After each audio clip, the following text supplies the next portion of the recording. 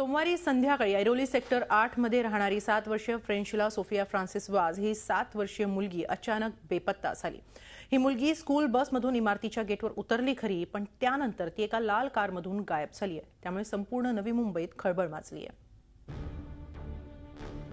नवी मुंबईच्या ऐरोली भागातले नागरिक सध्या प्रचंड भयभीत झालेत। न्यू होरायझन पब्लिक स्कूलच्या पहिल्या इयत्तेत शिकणारी फ्रेंशिला सोफिया फ्रान्सिस वाज नेहमीप्रमाणे शाळा सुटल्यावर स्कूल बसमधून आली। आपल्या इमारतीपाशी ती उतरली, पण घरी मात्र गेली नाही। तिच्यासोबत तिच्याच शाळेत शिकणारा एक विद्यार्थीही उतरला। त्यानं नेहमीप्रमाणे तिला बाय बाय केलं, पण फ्रेंशिला मात्र घरात पोहोचली नाही। 10 मिनिटं झाली तरी ती घरी न आल्यानं तिची आई तिला पाहायला खाली गेली। तेव्हा फ्रेंशिला एका लाल रंगाच्या कारमधून एका इसमासोबत गेल्याचं तिला कळलं। वो 6 बजे छुट्टी है, लेकिन 6:30 हो गया था, वो आई नहीं। तो फिर मैं नीचे गई देखने के लिए, तो सब बच्चे घर पे अपने हैं, वो ही नहीं है। तो फिर मैं बेबी सिटिंग में फाइंड आउट किया, उसके फ्रेंड को फोन किया, सब लोग घर पे थे। लाल कलरचा कार मध्ये तो गेलाय, ती गेली, ती कोणा माणसाबरोबर गेला आहे। मग असं वाटतंय की जे पण घेऊन गेला आहे ते ओळखीचंच आहे। पोलिसांनी कसून तपासाला सुरुवात केली आहे। मुलीच्या शोधासाठी 11 टीम तयार करण्यात आल्या। सध्या आम्ही 11 पथकं गठीत केलेली आहेत। त्यांना वेगवेगळ्या जबाबदाऱ्या निश्चित करून दिलेल्या आहेत आणि एकूण परिस्थितीवरती आम्ही देखरेख करून हा गुन्हा लवकरात लवकर उघडकीस आणण्याचा प्रयत्न करतो। फ्रेंशिलाचे वडील परदेशात कामाला आहेत। फ्रेंशिला नक्की कुठे गेली, कुणासोबत गेली, त्या लाल कारमध्ये नक्की कोण होतं, याची उत्तरं मिळालेली नाहीत। त्यामुळे ऐरोली परिसरात मोठं तणावाचं वातावरण आहे। Swati Naik, Zee media, Navi Mumbai. या संदर्भात सविस्तर चर्चा करण्यासाठी आपल्याबरोबर आहेत ठाण्याचे वरिष्ठ पोलीस निरीक्षक मदन बल्लाळ। बल्लाळ सर, ही नवी मुंबईतली मुलगी 7 वर्षीय मुलगी 48 तास झालेले ती अजून सापडलेली नाहीये। अगदी ती ज्या इमारतीत राहते त्या इमारतीच्या गेट समोरूनच ती गायब झालेली आहे। 48 तास उलटूनही आरोपीचा थांगपत्ता लागू शकत नाहीये। नेमकं काय चुकतंय? मॅडम, या केसमध्ये आपण असं म्हणू शकतो की ड्रायव्हरचा थोडासा दुर्लक्षितपणा झालेला आहे। ड्रायव्हरने ती मुलगी खरोखर घरात गेली की नाही याच्यावर थोडंसं लक्ष द्यायला पाहिजे होतं आणि किंवा तिच्या नातेवाईक तिला घ्यायला आलेत की नाही हे तरी बघायला पाहिजे होतं। या अशा केसेसमध्ये आणि ती मुलगी ज्या अर्थी कुणाबरोबर गेली आहे असं दिसतंय कारमध्ये, त्यावरून ती कुणाच्या तरी ओळखीच्या व्यक्तीबरोबर गेली असावी। नातेवाईकामध्येच जास्त अजून चौकशी करणं आवश्यक आहे असं मला वाटतंय। जसं तुम्ही सांगितलं की त्या ड्रायव्हरने आधी शहानिशा करायला हवी होती की ती मुलगी तिच्या घरात गेली आहे की नाही। मात्र अशा प्रकारच्या अनेक घटना घडतात, मुलं अनेकदा बेपत्ता होतात, गायब होतात, अपहरणाच्या केसेस बऱ्याचदा वाढलेल्या दिसून येत आहेत। या प्रकरणामध्ये तुम्ही एकूणच पालकांना काय आवाहन कराल? अशा केसेसमध्ये मला असं सगळ्यांना आव्हान असं करावं वाटतं की पालकांनी त्याचप्रमाणे ड्रायव्हर लोकांनी देखील ते मुलं शाळेत जातात की नाही, कारण तोच एक गॅप जो आहे शाळेपासून स्कूल बसपर्यंत आणि स्कूल बसपासून घरापर्यंत, हा जो गॅप आहे त्या गॅपमध्ये मुलं सुरक्षित आहेत की नाही हे खात्री करणं आवश्यक आहे। कारण वेळोवेळी हे असे रोजच सोडण्याच्या प्रकारामुळं त्यांना ती सवयीचं होऊन गेलेलं असतं, त्यामुळं थोडा दुर्लक्षितपणा केला जातो। त्यामुळं मला असं सगळ्यांना आवाहन करावं असं वाटतं की पालकांनी त्या मुलांना स्कूल बसपर्यंतच सोडलं पाहिजे। बिल्डिंगच्या गेटपर्यंत न सोडता स्कूल बसपर्यंत सोडलं पाहिजे आणि स्कूल बसचे ड्रायव्हर आणि त्यांचे केअरटेकर जे आहेत त्यांनी त्याला स्कूलमधून घेतल्यानंतर घरापर्यंत आल्यानंतर त्यांच्या घरातले पालक कोणीतरी आलेत की नाही, किंवा पालक आले नसतील तर ती मुलगी घरापर्यंत किंवा मुलगा घरापर्यंत गेलाय की नाही याची खात्री केल्यानंतर स्कूल बस पुढे नेली पाहिजे असं मला वाटतं।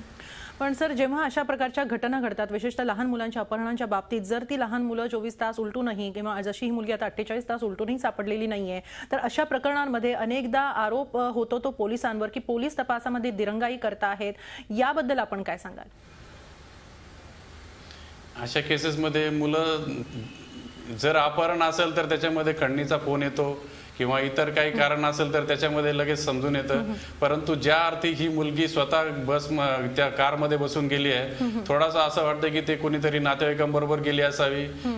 बऱ्याचशा केसेसमध्ये असंही असतं की नातेवाईकांच्या वादातून असे काही प्रकार घडू शकतात। या गोष्टीकडे पण लक्ष देणं आवश्यक आहे। असं मला वाटतं. नक्कीच, जसं तुम्ही मगाशी म्हणालात की स्कूल बस पासून ते घरापासून ते स्कूल बस आणि त्यानंतर शाळेत आणि त्यानंतर शाळेतून स्कूल बस आणि स्कूल बस पासून घर, अशा या काळामध्ये पालकांचं लक्ष नसतं किंवा ते ठेवणं अशक्य असतं. मात्र तेव्हा त्याच दरम्यान कधीतरी अपहरणाच्या बऱ्याचशा केसेस घडलेल्या आहेत. मात्र अशा वेळी तुम्ही शाळांना काही गाईडलाईन्स सांगितलेल्या आहात का किंवा सांगू इच्छित आहात का या सगळ्या अपहरणांच्या केसेसच्या निमित्तानं?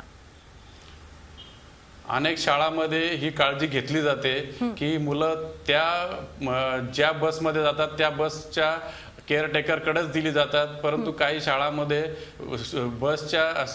स्कूलच्या गेटपासून तर बसपर्यंत जो गॅप असतो त्या गॅपमध्ये मुलांना सोडून दिलं जातं आणि मुले स्वतः त्या बसपर्यंत जातात. तो जो निष्काळजीपणा केला जातो तो निष्काळजीपणा टाळावा असं मी सर्व शाळांना विनंती करतो. आम्ही चाइल्ड प्रोटेक्शन 2014 पासून आमचं चाइल्ड प्रोटेक्शन युनिट काम करत आहे. आम्हाला 10% केसेसमध्येच फक्त असा किडनॅपिंगचे प्रकार आढळतात. इतर प्रकारामध्ये मुले स्वतः निघून जातात किंवा असे काही प्रकार घडलेले आढळतात. परंतु 10% केसेसमध्ये हा जो गॅप आहे तो गॅप जे किडनॅप करणारे लोक असतात तो त्याचा फायदा घेत असतात. त्याचप्रमाणे इथं आणखीन एक विचारावं असं वाटतं की पोलीस जसं जेव्हा ही अपहरणाची घटना घडते तेव्हा तातडीनं पालकांनी काय केलं पाहिजे किंवा त्यांचं मूल जर वेळेत घरी आलं नाही तर तातडीनं पालकांनी काय केलं पाहिजे, पालकांना काय सांगा? मूल किडनॅप झाल्यापासून 1 तासाचा जो गॅप असतो तो खूप महत्त्वाचा असतो. त्या पिरियडमध्ये पोलिसांना संपर्क केला पाहिजे. पोलिसांना वैयक्तिक न जाता त्यांच्या नातेवाईकामार्फत संपर्क केला पाहिजे. कारण आपल्या याच्या कल्याणमध्ये जी घटना घडली होती त्याच्यामध्ये पोलिसांनी पालकांशी संपर्क केलेला असल्यामुळं आणि तो जो किडनॅपर होता त्याचा आणि त्या नातेवाईकांचा घरोबा असल्यामुळं ते लगेच त्यांच्या लक्षात आलं होतं की पोलीस कंप्लेंट झालेली आहे. त्यामुळं त्या मुलाचा जीव गेलेला होता. तरी काळजी ही घेतली पाहिजे की ताबडतोब पोलिसांशी संपर्क साधला पाहिजे.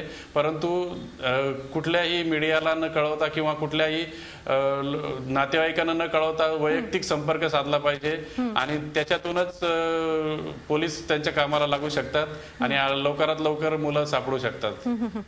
त्याचबरोबर जसं आपण सुरुवातीलाच म्हणालात की त्या स्कूल बसचा जो चालक आहे त्याने शहानिशा करायला हवी होती की ती मुलगी घरात गेलेली आहे की नाही, त्याची ही जबाबदारी असते.